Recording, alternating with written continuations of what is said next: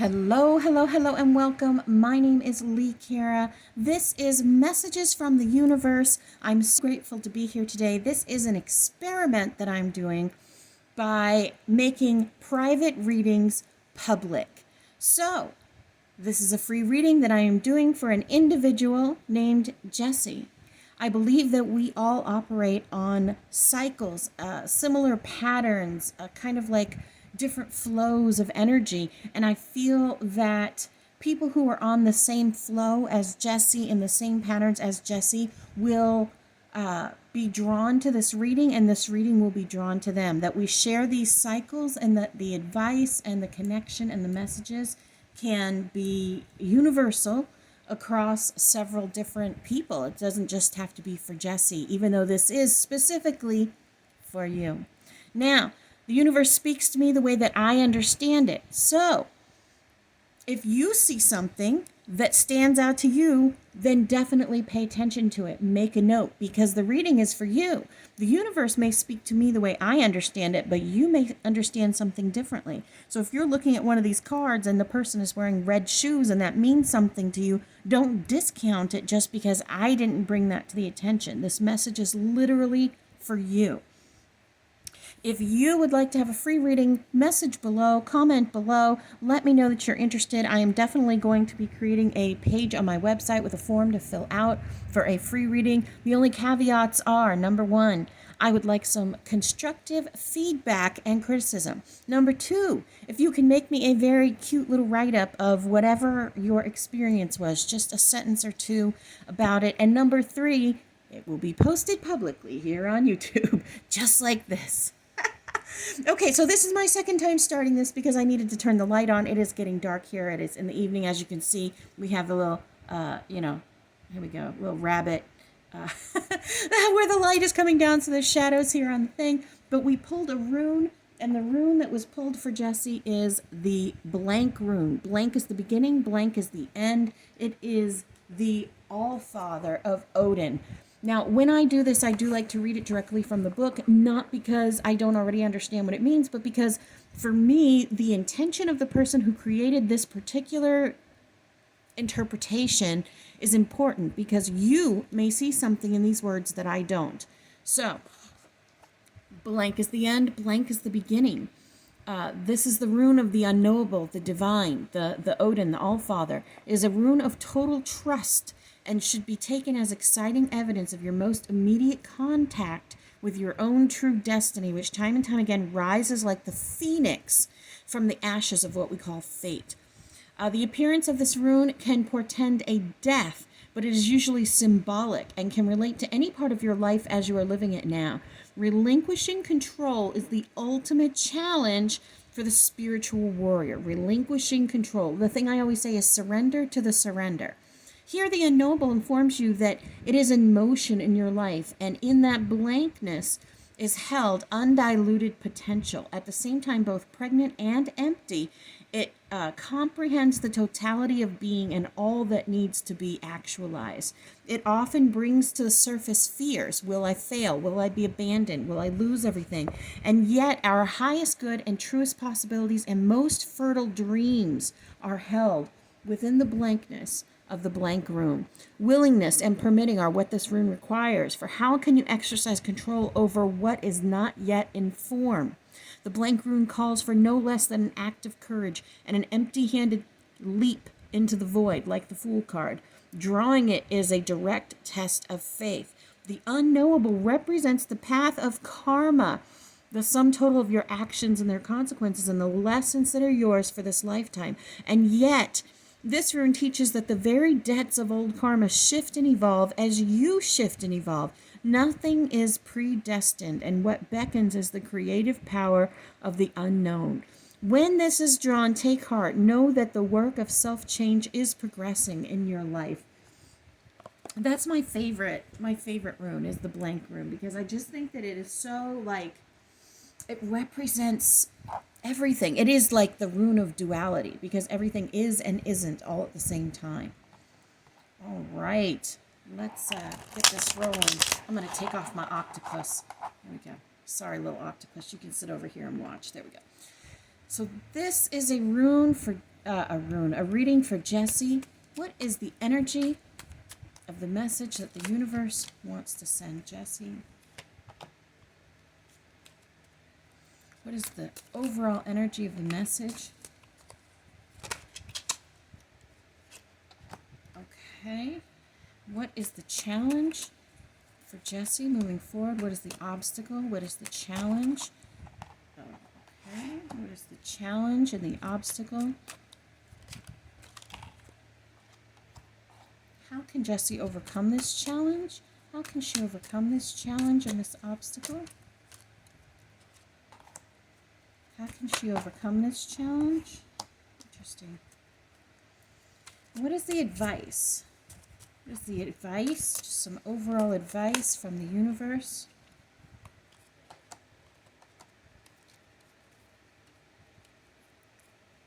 Okay. What doesn't she know that will help her? Woo! Oh, I just threw all the cards. That's part of the message, just so you know. There we go. And I got one more to pull on. Give me a second here. Give me a second. Picking this shit up. All right. Here we go. Here we go. Here we go. All right.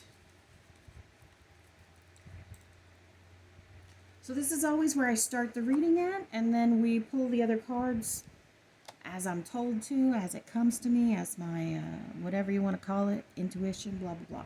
So the overall energy of this reading, we have the 8 of oysters reversed, and we have a page of oysters.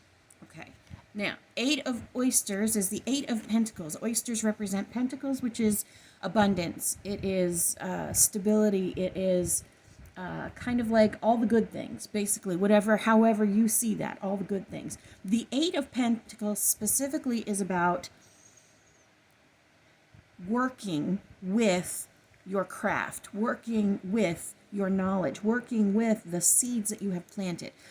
It's a progression. 7 of Pentacles is about harvesting the seeds that you've planted in the past. 8 of Pentacles is about working with them, forming them. You know, some of the cards have a picture of a man with a hammer and an anvil, like working with his hands with the pentacles. 9 of Pentacles is the Empress in the minor arcana. So she's like when you're in that achieving boss bitch kind of a mode, you know, with your abundance. And it doesn't necessarily mean financial. I just mean, you know, abundance, good stuff. So this is in the reverse. Anything that's in the reverse for me either means the opposite, rejection of it, or overcoming it.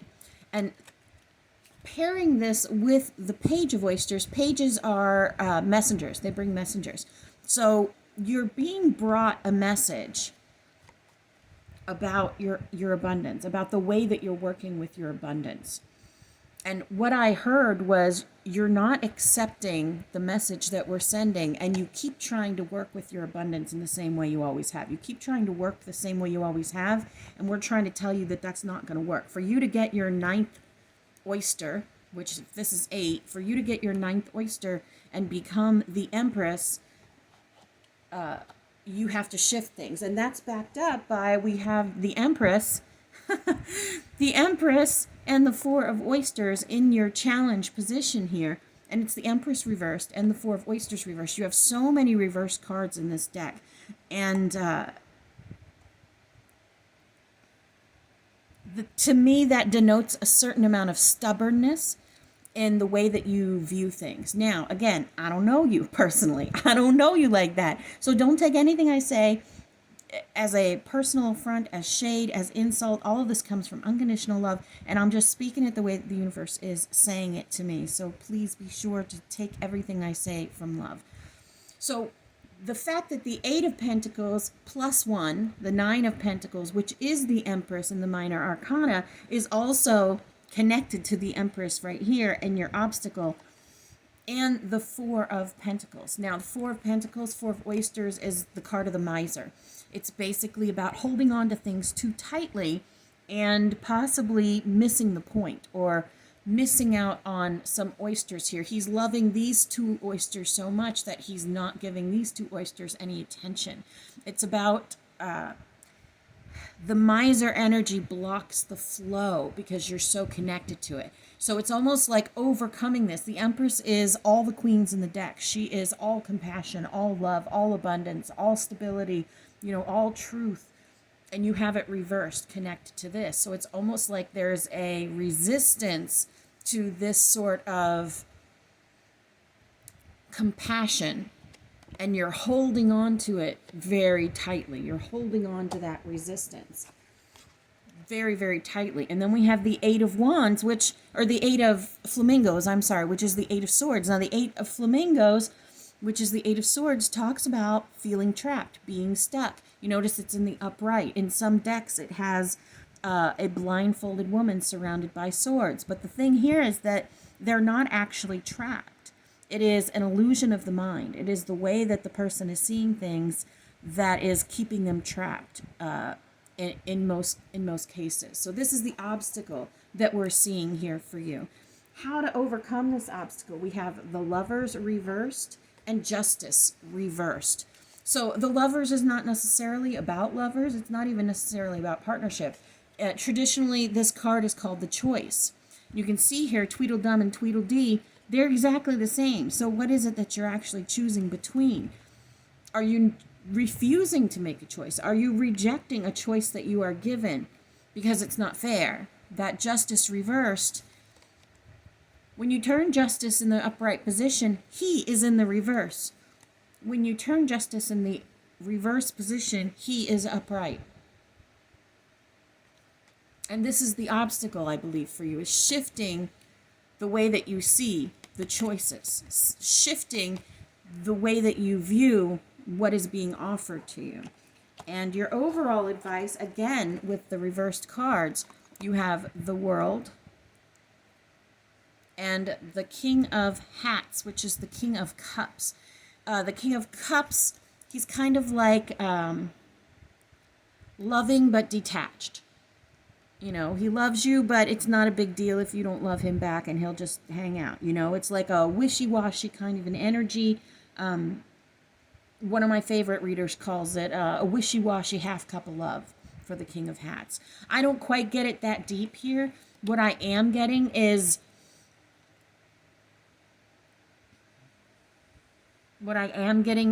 a disillusionment with the world, that you're not seeing the world the way that you used to. And the advice, always, like I said, this is either about overcoming, rejecting, or the opposite. I would say the advice would be to see it differently. This particular World card, I believe that Alice looks very scared. Not all World cards give off this energy, but especially when it's in the reverse, it does give me this energy of disillusion with the world.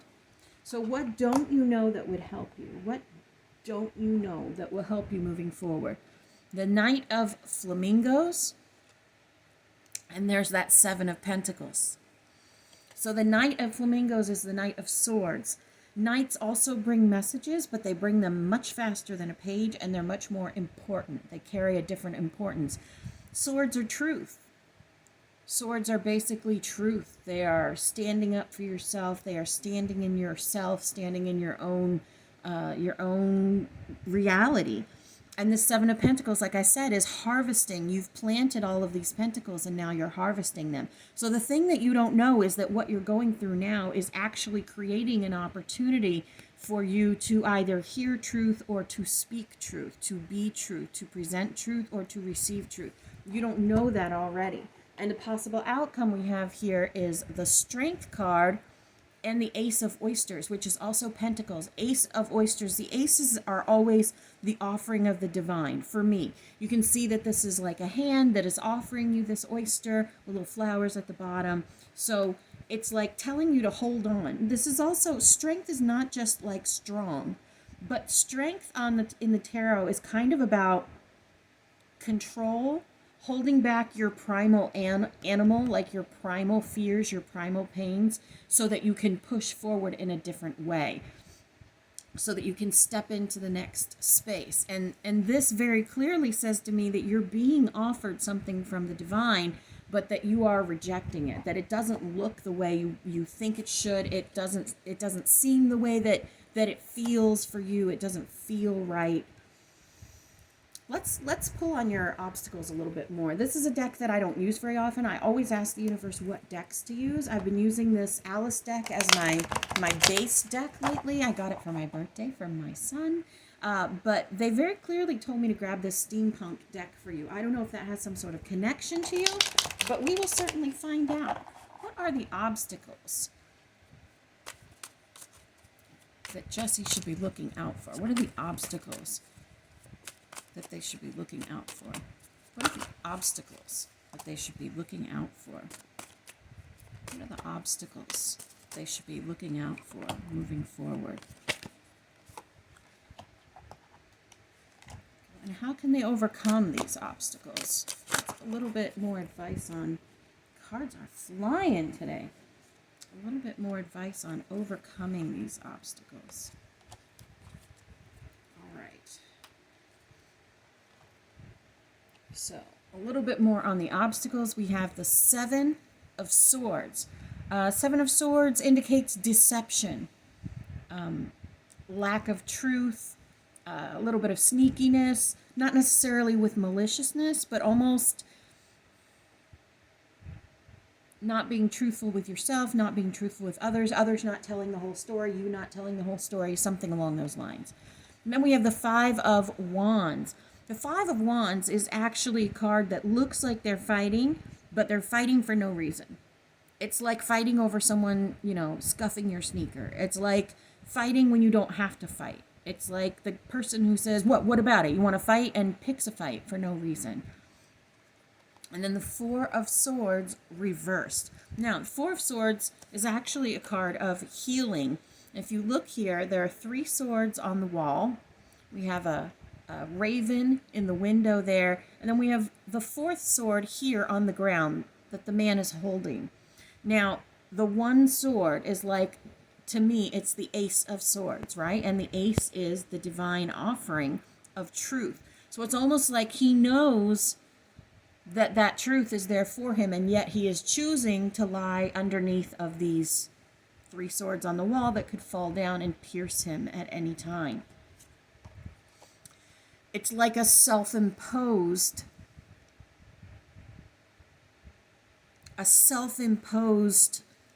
delay in truth. And we see this hourglass there as well, which is kind of backing that up. And to overcome that, we have once again the Seven of Pentacles. Now, there are 78 cards in each deck. Okay, there are 78 cards in the Alice deck. There are 78 cards in this deck. I'm not the statistics girl, but what are the chances that you would get Seven of Pentacles again? And in an advice position, right? Now, this is the Queen of Swords. We're going to flip her. You got her in reverse. We're going to flip her around.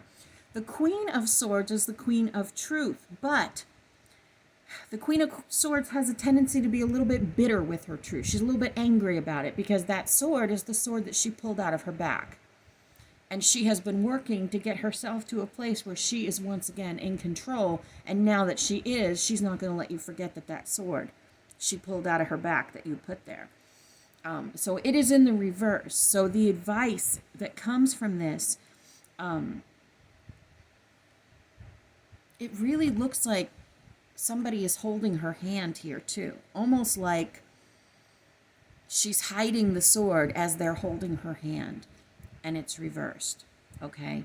So however you want to take that, it applies in your life in the way that it applies in your life. You know what I'm saying? Okay, we're going to do a part 2 for this. So stick around, tune back in for part 2, and we'll see you there.